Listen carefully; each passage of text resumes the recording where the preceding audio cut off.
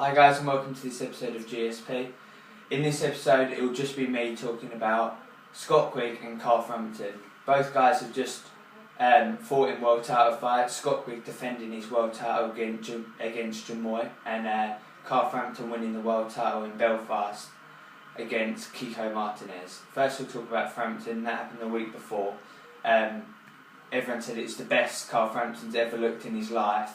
He fought Kiko Martinez, a previous opponent of his. He beat him previously as well, and this time even more convincing. He won the world title in front of 16,000 Irish fans, setting up a grudge match between him and Scott Quigg.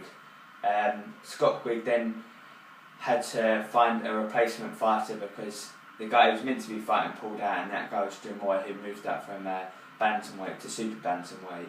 That meant he was a bit smaller than Scott Quigg, so Scott Quigg the entire fight just went around bullying him in the fight, and eventually knocked him out with a right hook to the body.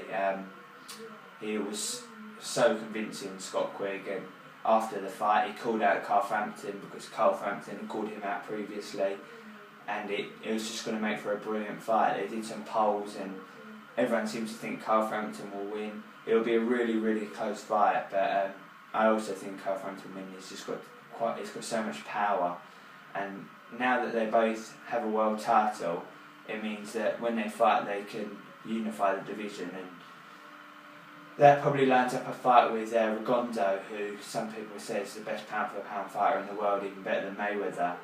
Nobody wants to fight him because they're afraid of him. So when Scott Quigg was asked about fighting Rigondeaux at the end of his fight, Joe Gallagher, his trainer, was sort of saying that you'd need a massive pay packet and you'd need to have life insurance to fight Rigondeaux, which just shows you that nobody wants to fight him, and that's why he's considered one of the best fighters on the planet. Elsewhere in boxing, Mayweather and Maidana had their fight. Mayweather winning more convincingly. It's always the way with Mayweather. Once he's worked out how to beat an opponent, he does it easily. He was really convincing. Maidana was going to try and bully him, but Mayweather's just too good, too skillful to get beaten by a guy like Maidana, who's just sort of a bit of a one-trick pony with regards to he's a bit of a bruiser and wants to just take out his opponents. After the fight, Khan called him out again, but obviously Khan can't fight in September due to Ramadan, so he'll have to fight him probably as his next fight, which lines up two super fights for Mayweather. Hopefully it can be Khan and then Pacquiao later in the year. I back Mayweather to win both those fights, but Amir Khan causes problems for Mayweather because of his speed, and Pacquiao, obviously that's the fight that everyone's wanted to see for years, but maybe it's about 4 or 5 years too late.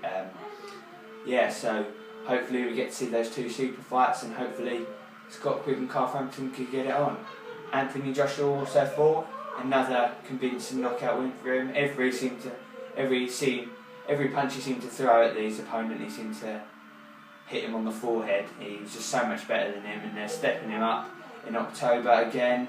And Eddie Hearn, his promoter, was saying you compare his development to all the other massive champions, so he likes Lennox Lewis, and he's progressing at a much quicker rate. We could be looking at a really, really special fighter. I've spoken to friends and family who say that he'll go his whole career unbeaten.